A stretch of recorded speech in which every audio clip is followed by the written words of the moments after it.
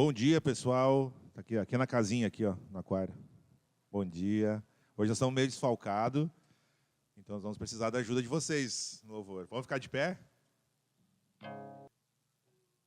O Salmo 34, 1, ele diz: louvarei ao Senhor em todo tempo, o seu louvor estará continuamente na minha boca. O Salmo 92 vai dizer em diversas partes que bom é louvar ao Senhor e cantar louvores ao teu nome, ó Altíssimo. Pedro, lá em 1 Pedro, no capítulo 1, versículos 3 em diante, ele vai dizer que todo louvor seja dado a Deus, o Pai de nosso Senhor Jesus Cristo. Nós, como membros do corpo da Igreja de Jesus Cristo, nós somos chamados a louvá-lo como corpo. E é isso que nós fazemos nesse momento de músicas. Não são simplesmente canções ensaiadas, uma apresentação. Não tem nada a ver com isso. Tem a ver com o nosso louvor a Deus, com aquilo que nós vivemos durante a semana e que agora culmina em forma de músicas congregacionais, como corpo, adorando e louvando o nosso Deus. E essa primeira música fala justamente sobre isso, que a glória pertence ao Senhor, que é digno de todo o nosso louvor. Então vamos juntos adorar, louvar o nosso Senhor. Então pense em cada palavra que você vai falar, cada letra. Faça desse tempo uma adoração, uma oração talvez. Tenha o seu tempo em comunidade e também individualmente de adoração a Deus. Vamos juntos?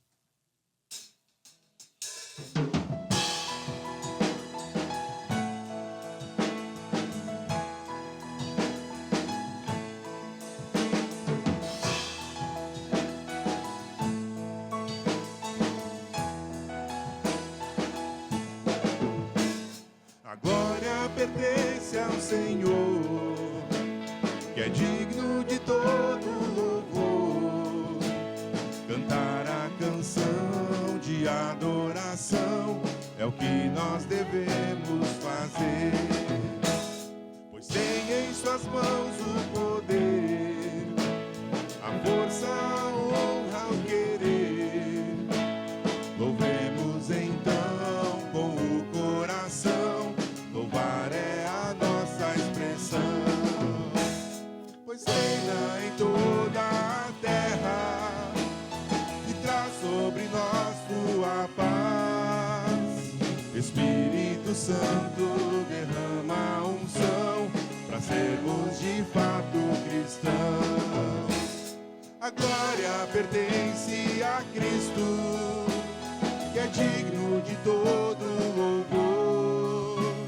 Que cresça em nós o seu grande amor, louvemos ao nosso Senhor, pois reina em toda a terra e traz sobre nós tua paz. Espírito Santo derrama a unção para sermos de fato cristãos. A glória pertence a Cristo, que é digno de todo louvor. Que cresça em nós o seu grande amor, louvemos ao nosso Senhor. Que cresça em nós o seu grande amor, louvemos ao nosso Senhor. Agora eu quero a ajuda das crianças. As crianças, essa próxima canção, ela vai falar que nós precisamos uns dos outros e que, obviamente, precisamos de Cristo até o fim. Então, nós temos um desafio, ó. Seguinte, as crianças vão fazer duplinhas ali na frente para fazer os gestinhos ou trios, e os adultos também. Então, pode olhar para a pessoa que está do seu lado aí, fazer duplinhas para fazer os gestinhos juntos, tá? Ou trios. E aí, nós vamos ficar cuidando aqui da frente. Se tiver gente que não fizer o gestinho, nós vamos repetir de novo a música, até todo mundo fazer, brincadeira. Mas agora é para fazer as duplinhas e fazer o gestinho, certo? As crianças vão ali na frente justamente para nos conduzir nesse cântico infantil. Tá? Então, essa próxima canção fala sobre isso, sobre a necessidade de comunidade e a necessidade dessa comunidade sob o senhorio de Cristo. Vamos juntos?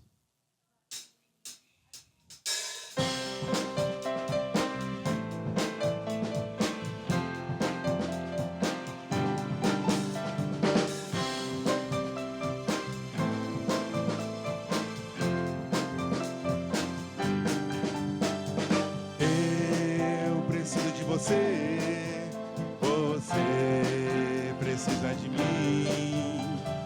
Nós precisamos de Cristo até o fim, sem cessar, sem parar, sem vacilar, sem temer, sem chorar, sem cessar, sem parar, sem vacilar, sem temer, sem chorar. Do início, eu preciso de você, você precisa de mim.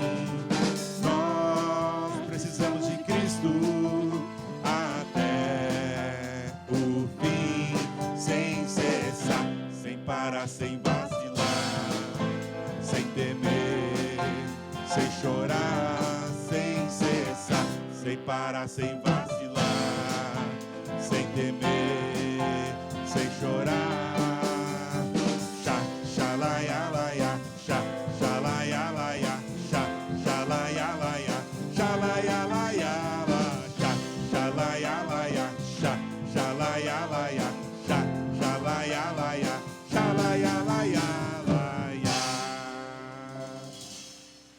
Muito bem, muito bem.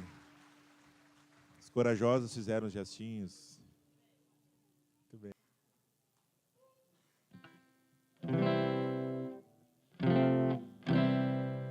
A esperança em vida e morte, Cristo é, em quem confia o nosso ser.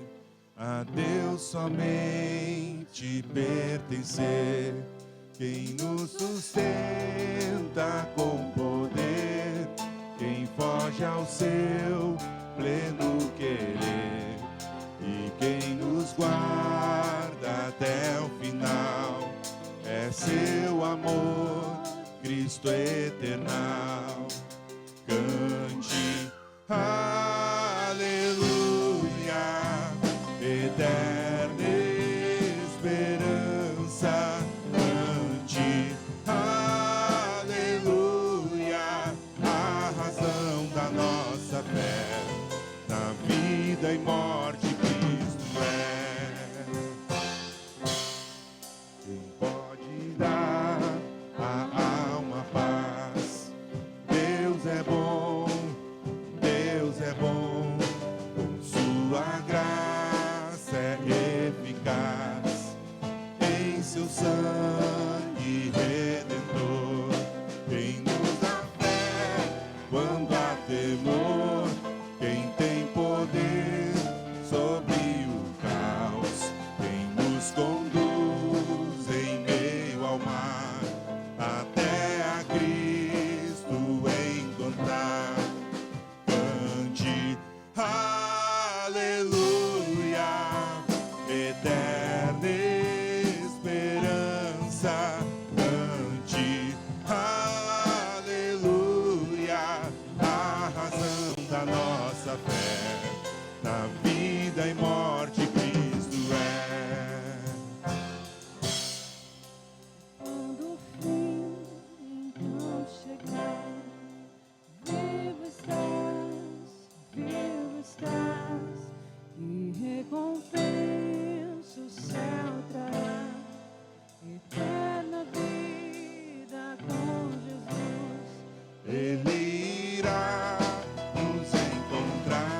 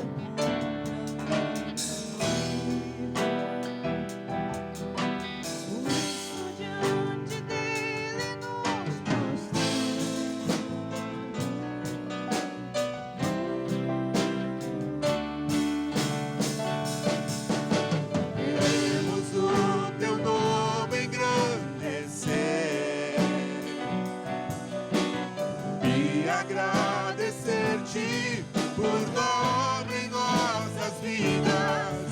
Confiamos em teu infinito amor, pois só tu és o Deus eterno sobre toda a terra e céu.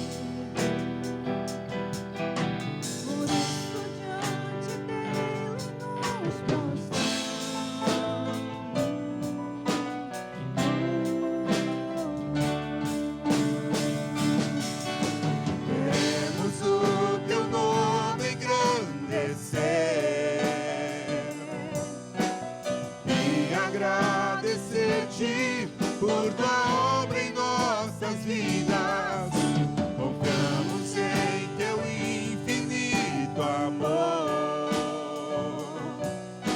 pois só tu és o Deus eterno sobre toda a terra.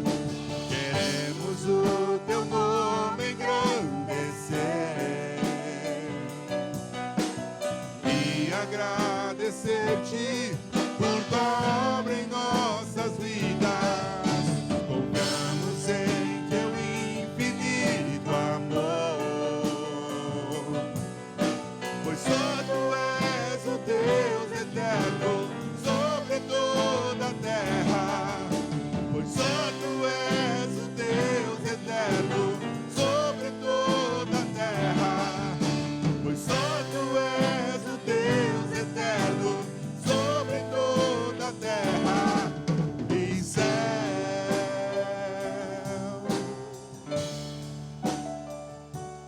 E céu.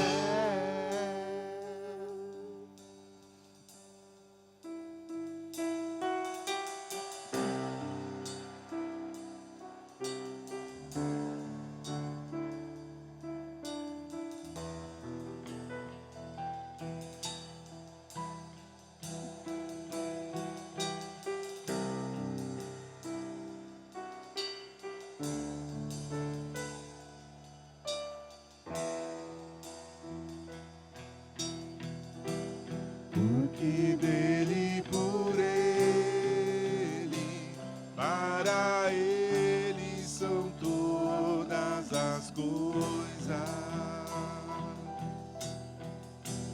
Porque dele, por ele, para ele são todas as coisas. Porque dele, por ele, para ele são todas as coisas. Porque dele, por ele, para ele são todas as coisas.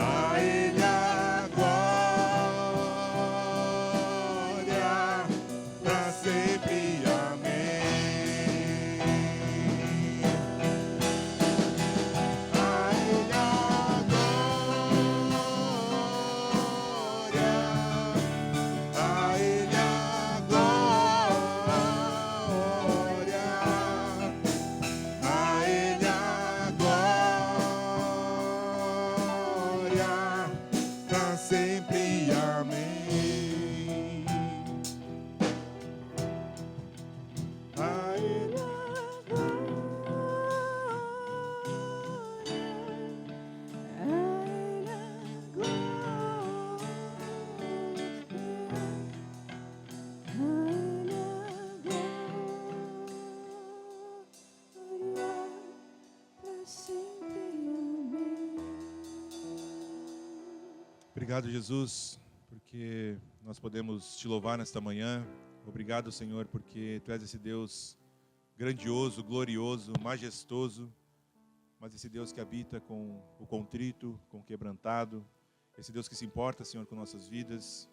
Que Teu nome seja engrandecido, Pai, não só por meio dessas canções, mas que Teu nome seja engrandecido em nossas condutas, no dia a dia, com nossas vidas, com o que falamos, pensamos, fazemos. Que sejamos adoradores, Pai, em espírito e em verdade, porque é esses os adoradores que o Senhor procura. Obrigado por esse tempo de adoração ao Senhor. Obrigado porque podemos cantar tantas verdades a Teu respeito, que são inesgotáveis, Pai. Obrigado pelas Tuas maravilhas, pela Tua glória e pela Tua misericórdia também, Senhor, que nos alcançou, pela Tua graça que nos alcançou, quando ainda estávamos separados e mortos em nossas transgressões, Senhor. Agradecido seja o Teu nome, Senhor. Em Teu nome que nós oramos, agradecidos. Amém. Pode sentar. Bom dia mais uma vez. Tudo bem, João? Então tá bom.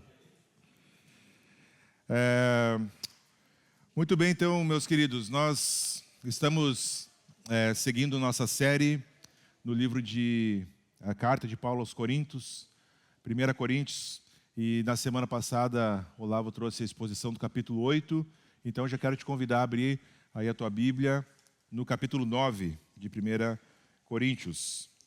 Lembrando sempre que se você for ler no seu celular, já coloca aí no modo avião, para que não haja nenhuma distração, interrupção aí durante a mensagem. O celular ele é muito bom, muito útil, mas às vezes ele nos atrapalha também, né? Nessas questões. Então, 1 Coríntios, capítulo 9, nós vamos ler inteiro. Não é tão longo assim quanto foi o 7. Então, acompanha comigo aí, por favor, a leitura da palavra de Deus. Não sou livre, não sou apóstolo, não vi Jesus, nosso Senhor? Não são vocês resultado do meu trabalho no Senhor? Ainda que eu não seja apóstolo para outros, certamente o sou para vocês, pois vocês são o selo do meu apostolado no Senhor. Esta é a minha defesa diante daqueles que me julgam. Não temos nós o direito de comer e beber? Não temos nós o direito de levar conosco uma esposa crente, como fazem os outros apóstolos, os irmãos do Senhor e Pedro? Ou será que só eu e Barnabé temos direito de receber sustento sem trabalhar? Quem serve como soldado à própria custa? Quem planta uma vinha e não come do seu fruto? Quem apacenta um rebanho e não bebe do seu leite? Não digo isso do ponto de vista meramente humano. A lei não diz a mesma coisa? Pois está escrito na lei de Moisés: não amordace o boi enquanto ele estiver debulhando o cereal. Por acaso é com bois que Deus está preocupado? Não é certamente por nossa causa que ele o diz? Sim, isso foi escrito em nosso favor. Porque o lavrador, quando ara, e o debulhador, quando debulha, devem fazê-lo na esperança de participar da colheita. Se entre vocês semeamos coisas espirituais, seria demais colhermos de vocês coisas materiais? Se outros têm direito de ser sustentado por vocês, não o temos nós ainda mais? Mas nós nunca usamos esse direito. Ao contrário, suportamos tudo para não colocar obstáculo algum ao Evangelho de Cristo. Vocês não sabem que aqueles que trabalham no templo alimentam-se das coisas do templo e que os servem diante do altar participam do que é oferecido no altar? Da mesma forma, o Senhor ordenou àqueles que pregam o Evangelho que vivam do Evangelho. Mas eu não tenho usado de nenhum desses direitos. Não estou escrevendo na esperança de que vocês façam isso por mim. Prefiro morrer a permitir alguém me prive deste meu orgulho. Contudo, quando prego o Evangelho, não posso mergulhar, pois me é imposta a necessidade de pregar. Ai de mim se não pregar o Evangelho. Porque se prego de livre vontade, tenho recompensa. Contudo, como prego por obrigação, estou simplesmente cumprindo uma incumbência a mim confiada. Qual é, pois, a minha recompensa? Apenas esta, que, pregando o Evangelho, eu o apresente gratuitamente, não usando assim dos meus direitos ao pregá-lo. Porque, embora seja livre de todos, fiz-me escravo de todos para ganhar o maior número possível de pessoas. Tornei-me judeu para os judeus, a fim de ganhar os judeus. Para os que estão debaixo da lei, tornei-me como se estivesse sujeito à lei, embora eu mesmo não esteja debaixo da lei, a fim de ganhar os que estão debaixo da lei. Para os que estão sem lei, tornei-me como sem lei, embora não esteja livre da lei de Deus, e sim sob a lei de Cristo, a fim de ganhar os que não têm a lei. Para com os fracos, tornei-me fraco, para ganhar os fracos. Tornei-me tudo para com todos, para de alguma forma salvar alguns. Faço tudo isso por causa do Evangelho, para ser coparticipante dele. Vocês não sabem que de todos os que correm no estádio, apenas um ganha o prêmio? Corram de tal modo que alcancem o prêmio. Todos os que competem nos jogos se submetem a um treinamento rigoroso, para obter uma coroa que logo perece. Mas nós o fazemos para ganhar uma coroa que dura para sempre. Sendo assim, eu não corro como quem corre sem alvo, e não luto como quem esmurra o ar, mas esmurro o meu próprio corpo e faço dele meu escravo, para que, depois de ter pregado a outros, eu mesmo não venha a ser reprovado. Vamos orar mais uma vez, gente? Senhor nosso Deus, muito obrigado pelo tempo que tivemos de adoração ao Senhor e pelo tempo que teremos aqui de exposição da Tua Palavra. Senhor, conduz esse tempo, nos dá entendimento, Pai, abre a nossa mente, abre os nossos corações, Pai, que que Teu Espírito Santo, Pai, possa nos conduzir nesse tempo aqui, falando com cada um de acordo com o Teu propósito e a Tua vontade. Então, que a gente esteja focado naquilo que o Senhor quer falar conosco nesta manhã. Em Teu nome que oramos agradecidos. Amém. Então, na semana passada, o Olavo falou no capítulo 8 e falou a respeito de como o amor ele deve ser o regulador do conhecimento. Né? O conhecimento por si só, ele não é que seja inútil, mas ele é frio e precisa ter o amor como regulador. Paulo entra aqui no capítulo 8, 9 e 10 para tratar sobre o assunto da idolatria. Então, o capítulo 9 ele está no meio desse trecho, né, do 8, do 9 e do 10, onde Paulo está tratando desse assunto com a igreja. Então, nesse capítulo aqui 9, ele vai continuar falando a respeito desse assunto e vai fazer isso tendo em vista dois objetivos principais, né, dois macro-objetivos aqui. Primeiro, a sua autoridade como apóstolo. Ele começa fazendo assim, ele pega a sua metralhadora e começa a disparar uma série de perguntas, né, perguntas retóricas, perguntas que defendem o seu apostolado, porque provavelmente muitas pessoas questionavam a respeito da genuidade do apostolado de Paulo, né? E também ele vai ensinar sobre o equilíbrio entre a liberdade cristã, a responsabilidade que nós temos de pregar o evangelho, e tudo isso, obviamente, que no final ainda fazendo uma exortação a viver uma vida com disciplina, né? Então, é isso que Paulo vai tratar aqui no capítulo 9 de 1 aos Coríntios, e nós temos uma série de coisas para aprender aqui com o apóstolo Paulo, porque, assim como toda a carta e toda a Bíblia, é um assunto extremamente atual para os nossos dias, né? Esse capítulo vai nos desafiar de diversas formas, vai nos desafiar a considerar como que nós podemos colocar o Evangelho acima, né, dos nossos próprios interesses, colocar o outro à frente de nossos próprios interesses, um amor sacrificial, um amor que pensa mais nos outros do que em si próprio, como que a gente pode ter sensibilidade para compartilhar nossa fé, sem esquecer de ter uma vida disciplinada, né, de exercer as disciplinas espirituais, para não se perder nós mesmos depois de ter ensinado para os outros. Então, Paulo vai nos exortar de várias formas aqui nesta manhã. E claro que antes de nós entrarmos aqui no primeiro ponto da mensagem, nós temos a nossa rima, né, e a nossa proposta para essa mensagem, e ela diz assim: com amor sacrificial, Paulo ensina o caminho da salvação, certo? Com amor sacrificial, Paulo ensina o caminho da salvação. Renunciando os seus direitos, vive a fé com disciplina e total devoção, certo? Então nós vamos ver, e começando do começo, onde Paulo, nos versículos de 1 até o 14, ele vai fazer então essa série de perguntas e vai defender o seu apostolado, assim como o de Barnabé também, que ele cita ali, né? Então, Paulo começa fazendo uma série de perguntas retóricas ali. A primeira, ele já mete assim de primeira: não sou livre, não sou apóstolo.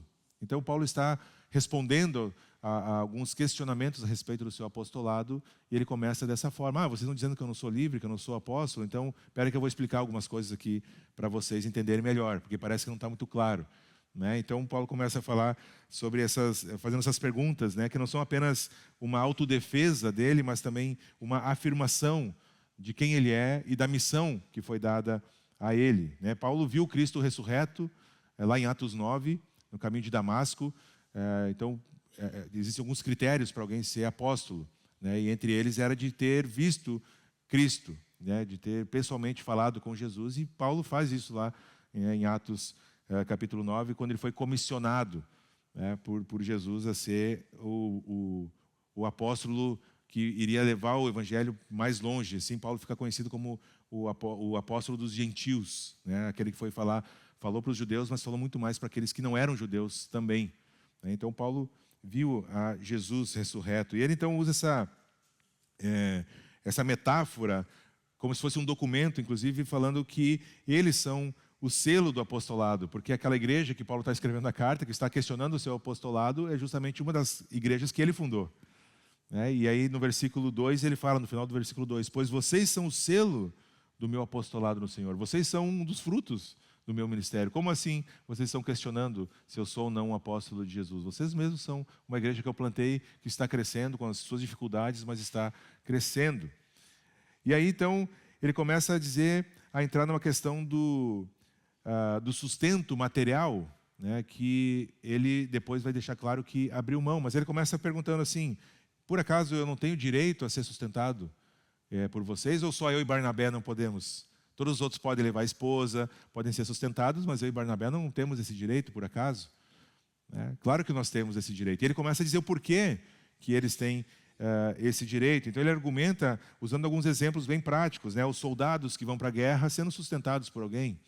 E a gente tem essa metáfora bíblica de que nós estamos em guerra, uma batalha espiritual, certo? Então Paulo se vale disso para dizer, olha, os soldados quando vão para a batalha, né, aqueles que estão lá no front, eles são sustentados por alguém. Alguém está pagando para eles estarem lá, porque eles mesmos não podem trabalhar e lutar na guerra, né? E ele também vai falar da agricultura, dos pastores, né? Aquele que planta a vinha, ele vai comer do fruto da vinha. Aquele que cria algum tipo de animal que produza leite, ele vai se alimentar do leite desse animal. Ou seja, ele vai ser participante. E aí, então, ele apela também para a lei de Moisés. Ele diz, olha, na lei lá está escrito, enquanto o boi estiver debulhando cereal, não amordace o boi. O que isso significa? O boi, sabe, ficava lá girando em círculos, puxando uma pedra bem pesada que ia moendo milho, qualquer tipo de cereal, e obviamente que aquilo caía no chão. E o boi, volta e meia, comia, ou o cavalo, enfim, o animal que estivesse puxando, ele ia lá e comia um pouco. E Paulo está dizendo, olha, a lei de Moisés diz para não amordaçar o boi enquanto ele está debulhando o cereal, para ele poder comer um pouquinho do seu trabalho. E por acaso Deus está preocupado com o boi?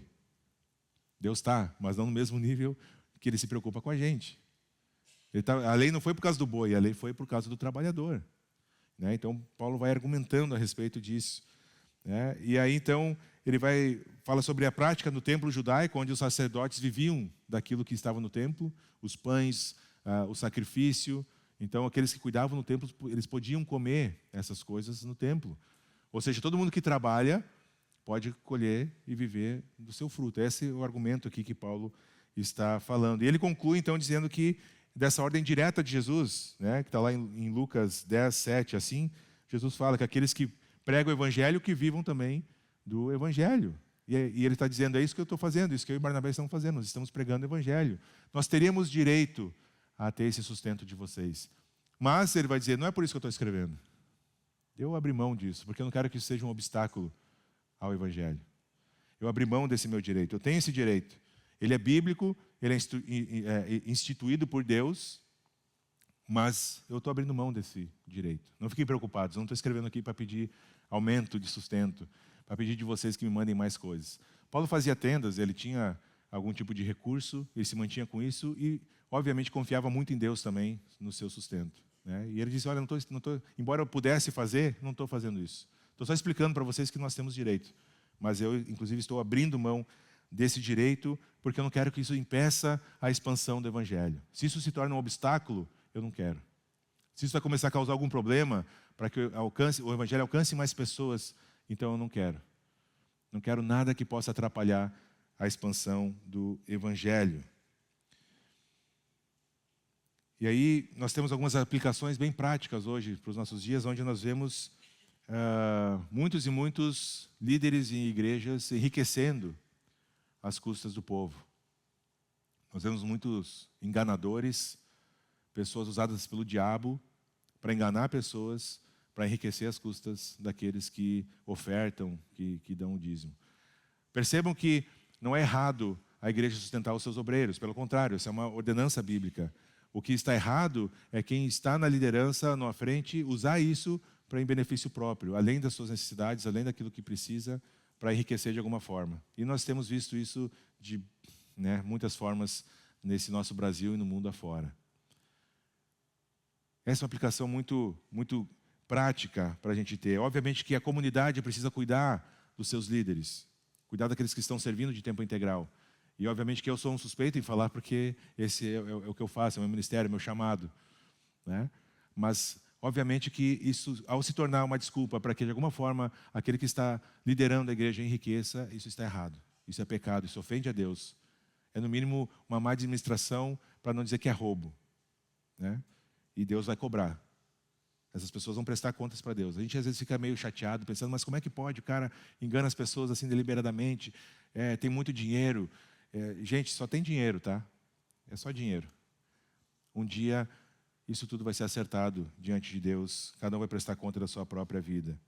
Então, trazendo isso para o âmbito comunitário, a gente pode se perguntar, nós estamos servindo, seja lá de tempo integral, seja ajudando em algum ministério, voluntariamente, eu estou servindo por amor, para servir e adorar a Deus com isso, ou é com qualquer outro objetivo que não seja o de servir, o de ser usado por Deus na expansão do seu reino? Essa mentalidade é aplicável para todos os cristãos. A gente precisa priorizar o reino. Priorizar o reino. Busquem, pois, o reino de Deus e a sua justiça. Primeira coisa.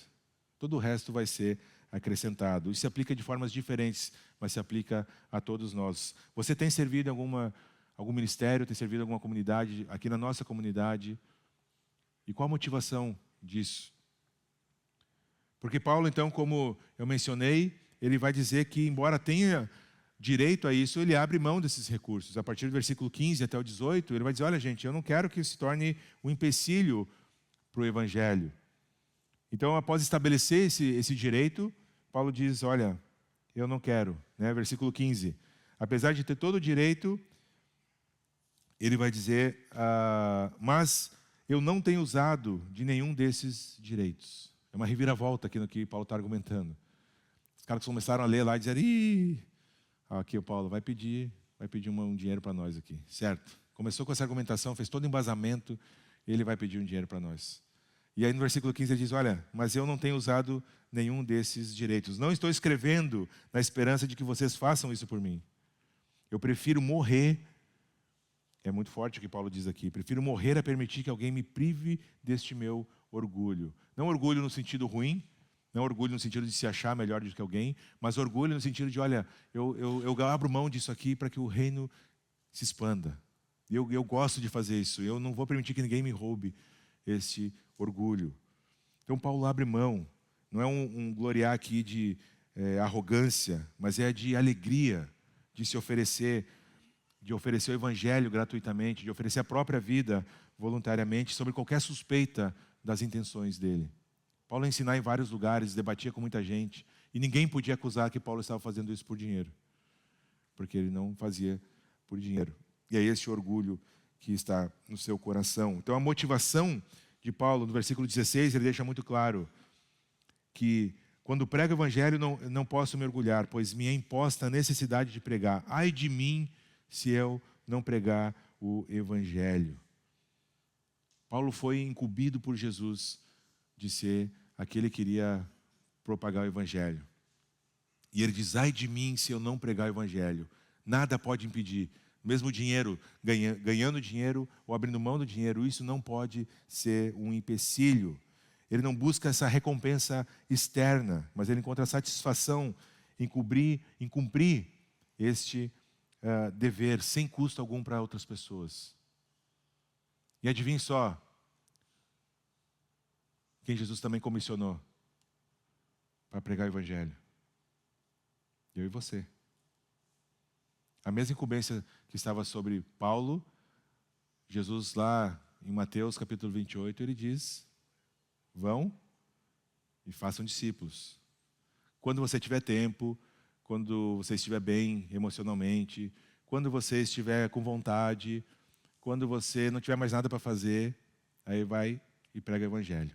É isso que está lá em Mateus, não é? Jesus não faz nenhuma consideração. Ele diz, vão e façam discípulos. É uma ordem. Nós todos somos comissionados por Jesus da mesma forma que o apóstolo Paulo. E aqui então Paulo revela um coração sacrificial. Paulo abre mão dos seus direitos para que isso não impeça o evangelho de se expandir. Ele não queria nem que um direito legítimo fosse uma barreira para a expansão do evangelho. Quando ele renuncia ao seu sustento, ele elimina qualquer obstáculo, qualquer questionamento a respeito da sua motivação. Paulo só está fazendo isso aí porque ele ganha muito bem. Não tinha nenhum tipo de argumento desse sentido a respeito de Paulo. Pelo contrário, ele apanhava, ele sofria, passava necessidade por amor ao evangelho. Então essa escolha reflete essa confiança profunda na providência divina. Paulo confiava que Deus ia suprir as suas necessidades. Paulo confiava que quando ele estava preso, era uma oportunidade de evangelismo. Quando ele apanhava, era porque Jesus tinha permitido isso e ele podia usar isso de alguma forma para a expansão do evangelho. Ele não questionava a bondade de Deus. Ele não questionava se Deus estava atento ao que estava acontecendo na vida dele. Ele não se fazia de vítima ou de coitadinho. Paulo queria que o evangelho avançasse por amor àquele que o comissionou. Embora o seu corpo sofresse, embora a sua alma sofresse, ele queria que o evangelho avançasse de qualquer forma. A sua renúncia é um testemunho de fé, é um exemplo de abnegação. E aqui nós também temos várias e várias aplicações para nós. Esse texto ele nos desafia, me desafia, eu espero que desafie cada um de vocês também, a abrir direitos pessoais, se eles estão impedindo o avanço do evangelho. Se eu estou deixando de falar do amor de Jesus para alguém, por algum obstáculo, isso deve ser removido da minha vida. Isso deve ser deixado de lado. A nossa prioridade não é ganhar um monte de dinheiro, acumular um monte de bens e riquezas, embora isso em si não seja errado, mas isso não é a nossa prioridade, ou não deveria ser a nossa prioridade. A famosa frase de que o caixão não tem gaveta se aplica muito bem, gente. Um dia nós estaremos diante do Rei dos Reis, o que nos criou, o que nos fez com um propósito, o que nos comissionou a falarmos desse reino de Deus para as pessoas que não conhecem, independente da reação e se as pessoas vão crer ou não. Isso é obra do Espírito Santo. O nosso é falar de Jesus para as pessoas que não conhecem. E um dia nós estaremos face a face com esse rei. E vamos prestar contas a respeito dos nossos dias. E olha, eu vou dizer para vocês que eu desconfio que Jesus não vai estar preocupado com quanto tem lá no banco, na conta.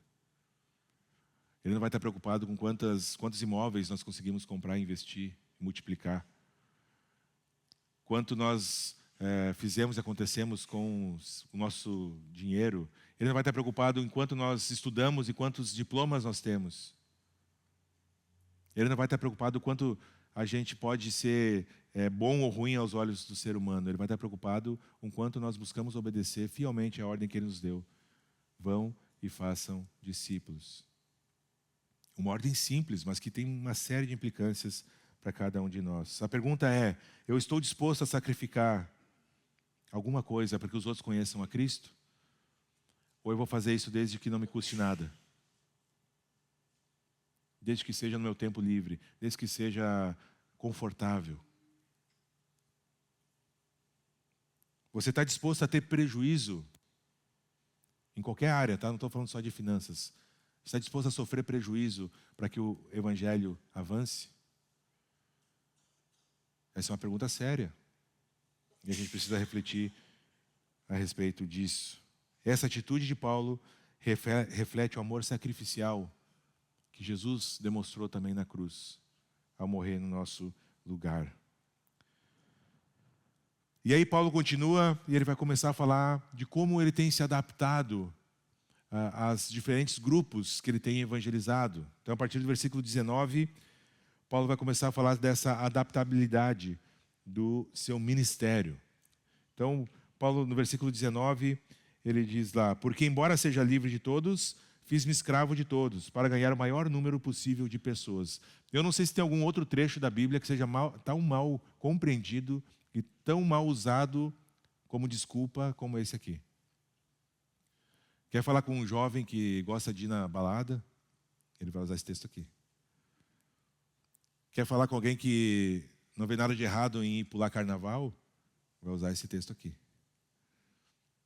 Uma compreensão completamente equivocada do que Paulo está dizendo. Ele faz algumas ressalvas bem claras aqui no texto. E a gente precisa entender o que ele está dizendo. Paulo não está falando que ele barateia a graça, que ele baixa o padrão bíblico para ganhar algumas pessoas. Não é isso. Então Paulo, ele diz aqui, se fez tudo para com todos, eu vou lá na baladinha lá falar de Jesus para o meu amigo. O meu vizinho convidou para ir ali pular carnaval com o bloco não sei qual, eu vou lá, né? Tem que ter essa liberdade aqui. Afinal de contas, Paulo se fez tudo para com todos. E eu vou lá falar de Jesus para ele, vou lá evangelizar ele lá. Isso está errado, tá, gente? Isso é uma interpretação errada do que Paulo está dizendo aqui. A gente precisa entender direitinho o que Paulo está argumentando aqui. Então, por exemplo, com os judeus, o que ele fazia? Ele respeitava as tradições dos judeus. Aos que estão sujeitos à lei, versículo 20. O que eu fiz? Tornei-me como se estivesse sujeito à lei. Mas percebam que tem um parênteses aqui. Embora eu mesmo não esteja debaixo da lei. Ou seja, Paulo entende que ele foi liberto por Cristo, que ele não precisa mais seguir os rituais judaicos. Mas ele entende que ele está numa cultura extremamente judaica e que talvez não fazer algumas coisas pode criar uma barreira do evangelho. Mas em momento nenhum Paulo muda o evangelho. Paulo barateia o evangelho. Paulo diz, olha, pode continuar vivendo do jeito que você está vivendo, desde que você crê em Jesus. Em nenhum momento Paulo faz isso. Um outro argumento paralelo a esse era que Jesus era amigo de prostitutas, amigo de pecadores, né, de republicanos, pessoas que eram odiadas pelos judeus. É verdade. Mas Jesus só não andava com essas pessoas. Jesus, ele era cheio de graça, e por isso ele andava com essas pessoas. Mas ele também era cheio de quê? De verdade. E Jesus falava para as pessoas, vocês precisam se arrepender dos seus pecados. Então, uma parte é eu me adaptar à cultura. Nós temos, por exemplo, aqui um exemplo muito claro disso, aqui no Rio Grande do Sul, um rapaz chamado Josiel. E eu conheci ele numa reunião de obreiros, uns anos atrás, aí que ele foi lá participar com a gente. Ele é ali do Vale, Novo Hamburgo, se não me engano. E ele tem um ministério específico com gaúchos, tradicionalistas, aqueles que andam piochado, vão em CTG. Por quê? Porque ele reconheceu que essa cultura precisa ser alcançada. O percentual de gaúchos não alcançados pelo Evangelho é muito grande. São pouquíssimos os que creem em Cristo. E ele, então, o que ele faz? Ele cria música no estilo gaúcho, músicas cristãs. Ele faz assim, algumas postagens no seu Instagram, pegando os versículos aqui, fazendo a versão gaudéria dos versículos. Ele está sempre nos eventos CTG, falando de Jesus, evangelizando. Ele tem alguns folhetos que ele entrega, conversa com as pessoas. Ele não muda a mensagem do Evangelho. Ele não muda a sua santidade ao estar no meio dessas pessoas, mas ele adapta a cultura. Então o que Paulo está dizendo aqui é como a gente pode imaginar um professor numa escola onde ele dá aula para diversos alunos de várias idades. Alguns alunos são mais visuais, então ele tem uma matéria específica, ele ensina biologia. Eu gosto de biologia. E aí, para os alunos mais velhos, ele pode usar alguns recursos visuais, uma linguagem mais rebuscada, mais complexa. Ele tem essa matéria para ensinar. Aí ele vai dar aula lá para, a primeira série do ensino fundamental. Ele vai ter que adaptar aquilo que ele ensinou lá para o 9º ano, para esse. Não é?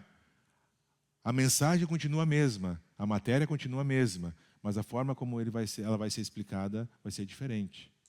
Essa é a ideia que também está por trás do nosso ministério infantil. As crianças sobem, não é para não atrapalhar e não incomodar a gente aqui. É também por isso.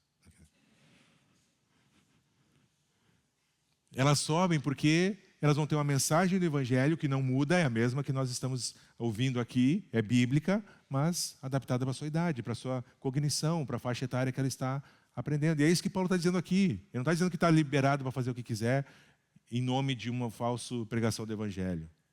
Então, muito cuidado com essa desculpa. Com os que estão sem lei, versículo 21. Sem lei aqui não é bandido, tá, gente? Embora a gente possa também ter um ministério com quem está preso, também precisa de Jesus, né?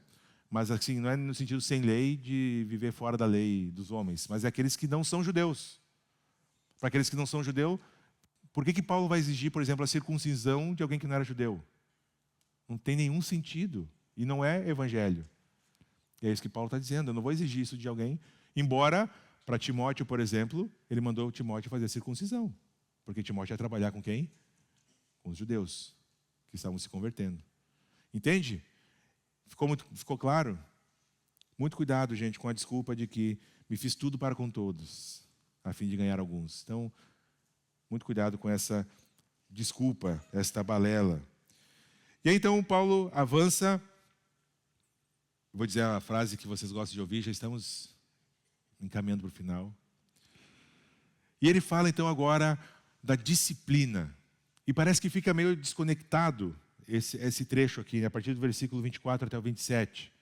Né, embora seja ali uma perícope, né, um bloco dentro do capítulo, ele está intimamente ligado, embora pareça desconectado do restante. Paulo está dizendo, olha só, é como se ele dissesse, e tudo isso aqui que eu estou fazendo, abrir mão, amor sacrificial, falar para judeu, falar para gentil, esse jogo de cintura que eu tenho que ter aqui para ganhar alguns, tudo isso só é possível porque...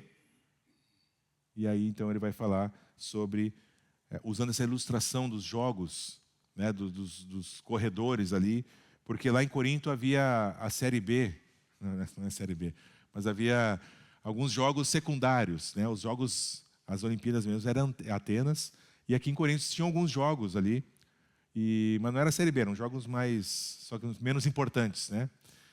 Mas havia também um rigoroso treinamento, havia prêmios, muitas pessoas assistiam, então assim, não era um evento pequeno, ele só era secundário, mas era um grande evento e Paulo se vale disso para falar, olha, só é possível fazer e viver tudo isso tendo muita disciplina, botando em prática, vivendo aquilo que a gente está ensinando. E aí então ele evoca essa imagem dos jogos aí, onde os atletas competiam por coroas de ramos, né, me fugiu o nome da planta agora, mas eram as folhinhas lá e que botavam na cabeça e tal.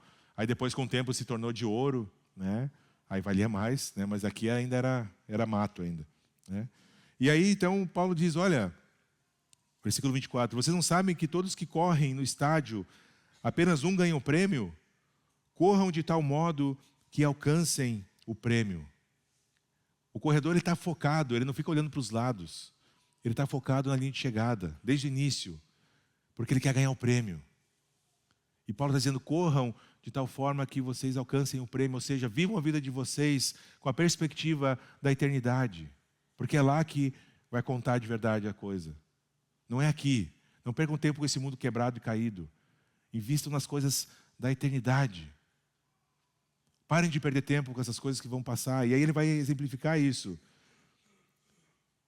Versículo 25, todos os que competem nos jogos se submetem a um treinamento rigoroso para obter uma coroa que logo perece, mas nós o fazemos para ganhar uma coroa que dura para sempre.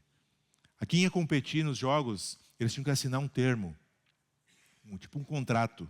Ó, eu vou correr. E aí eles chegavam lá na comissão e diziam, eu vou participar dos jogos. Vai fazer o quê? Vou correr. Vou lutar tipo um MMA, né? Tinha lá luta livre. Então tá, então assina aqui. O que ele se comprometia como atleta? 10 meses, pelo menos antes, ele abria mão de quase todos os prazeres sexuais, comida, abria mão de tudo, 10 meses antes. 10 meses ele ficava focado no dia da competição.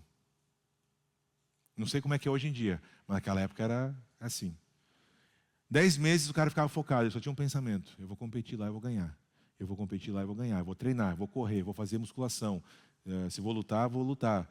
E ele ficava se preparando, assinava um termo de compromisso. E Paulo está dizendo, eles se submetem a isso por 10 meses, sem comer um monte de coisa boa, sem, às vezes, o cara casado não ter relações com a sua esposa, se era solteiro, sem relação com ninguém, porque não era cristão que participava, né, disso. por uma coroa que vai perecer, por folha que vai, logo ali, uma semana depois, está caindo tudo.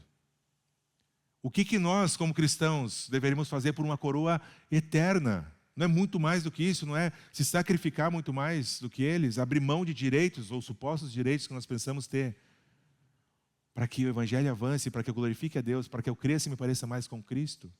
Não é isso que nós deveríamos fazer por uma coroa imperecível?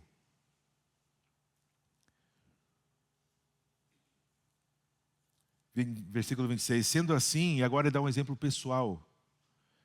Ele está dizendo, sendo assim, eu não corro como quem corre sem alvo, usando a imagem da corrida. Eu não como quem corre sem alvo, eu corro como aquele que quer chegar no objetivo. Eu não luto como quem esmurra o ar.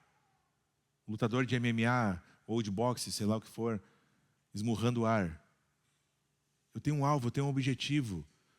Antes, sabe o que eu faço? Versículo 27.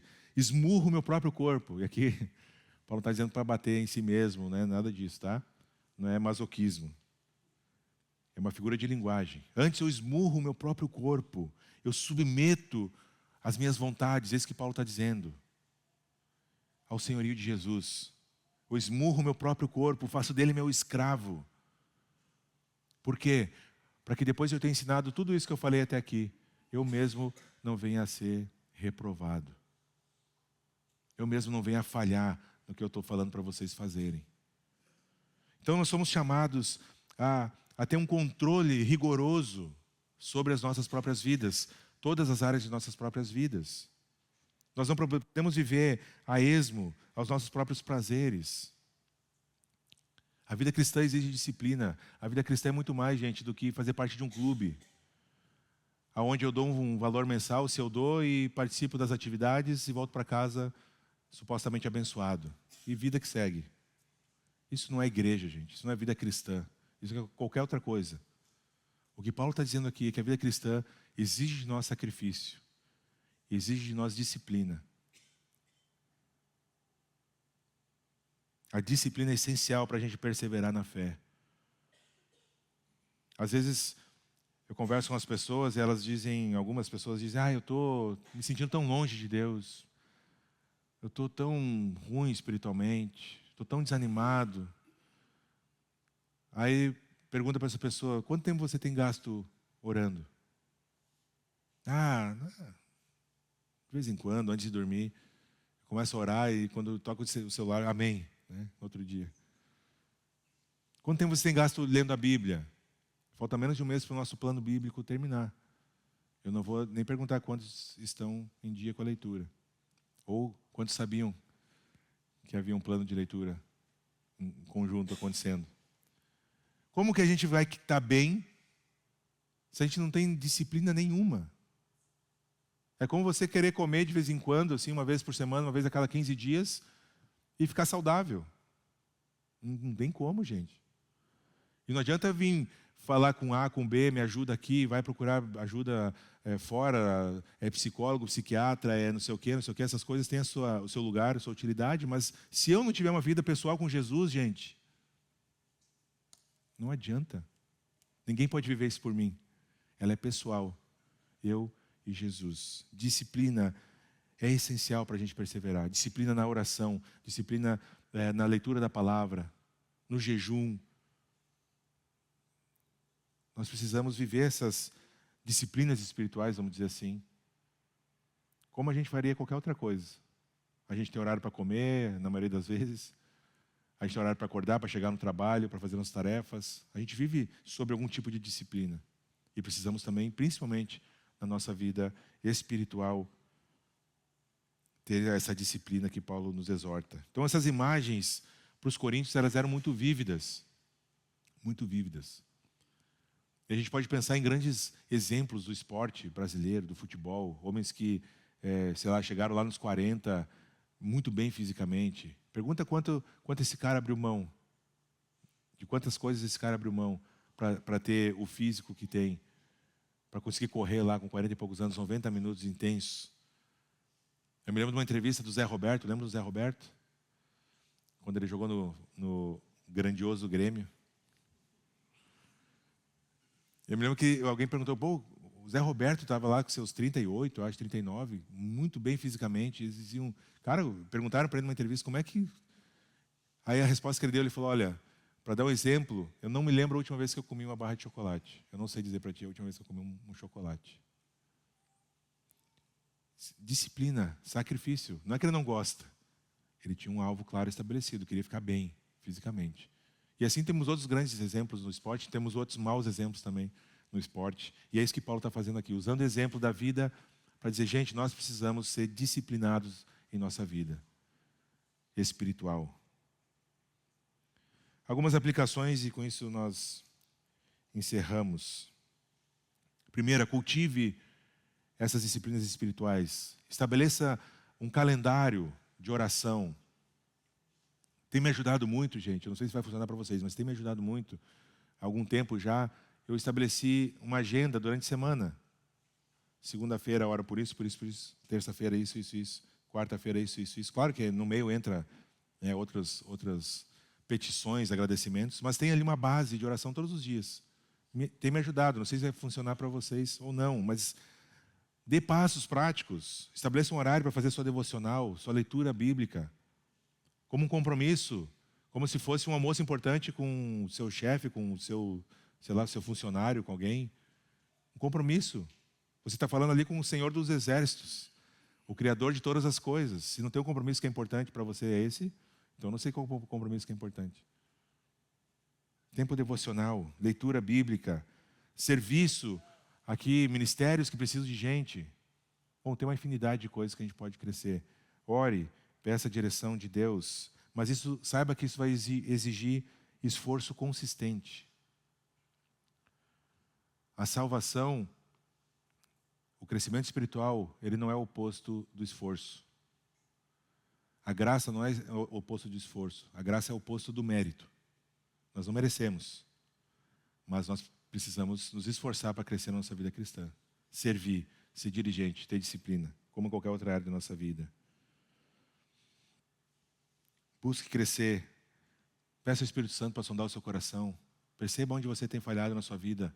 Estabeleça passos práticos, mensuráveis, para crescer na sua vida pessoal e na vida de comunidade. Paulo nos desafia aqui, de várias formas, a viver um amor sacrificial para os outros e para o reino.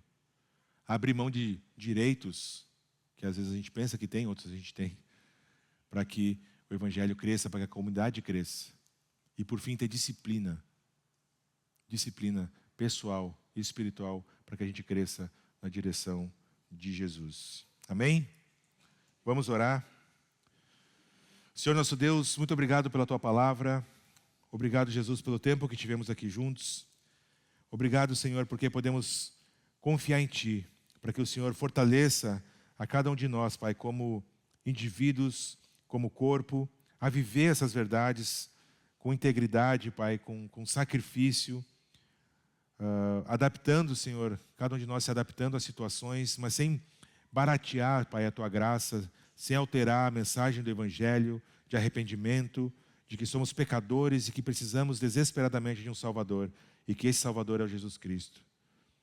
Nos ajuda, Senhor, a termos disciplina em nossas próprias vidas, a termos tempo de qualidade com o Senhor, Pai. É um absurdo, Senhor, nós orarmos pedindo para que o Senhor nos ajude a ter tempo de qualidade contigo, Pai. Mas nós somos tão falhos, Senhor, que nós precisamos da ação do Teu Espírito em nós até para isso. Nos ajuda, nos capacita, que Teu Espírito Santo sonde os nossos corações, Senhor, aonde temos falhado e caído e pecado contra o Senhor. E que nos ajude, Senhor, a dar os passos em direção ao crescimento, em direção à santificação, a se parecer cada vez mais com o Senhor. Nos capacita, Pai, a sermos testemunhas fiéis em nosso tempo, onde estivermos, no contexto em que estivermos inseridos, ou para onde o Senhor nos chamar. Obrigado, Deus, porque o Senhor nos deu mais essa oportunidade de crescermos, de avaliarmos nossas próprias vidas, que a gente faça isso, Pai, com temor e com tremor. Abençoa, Senhor, o nosso restante de dia, nosso domingo. Abençoa, Senhor, a nossa semana, que possamos refletir em todas essas coisas e mudar, Pai, para a Tua honra e para a Tua glória. É em Teu nome que eu oro agradecido. Amém. Amém, meus queridos. Então nós encerramos por aqui a nossa celebração. Que Deus nos capacite e abençoe nossas vidas e até domingo que vem, se Ele assim permitir.